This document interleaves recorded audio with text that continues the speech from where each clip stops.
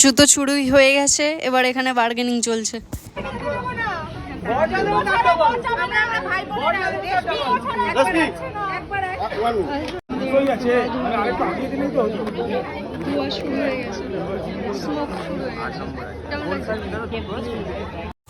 তো দাদাকে ডেডিকেট করে মেয়ের বাড়ির তরফ থেকে একটা পারফরমেন্স প্রেজেন্ট করা হচ্ছে। কেমন লাগছে দেখে, একটু ইউনিক ইউনিক ব্যাপার লাগছে, তবে তাদের পারফরমেন্সটা তোমরাই বলো যে কেমন হয়েছে।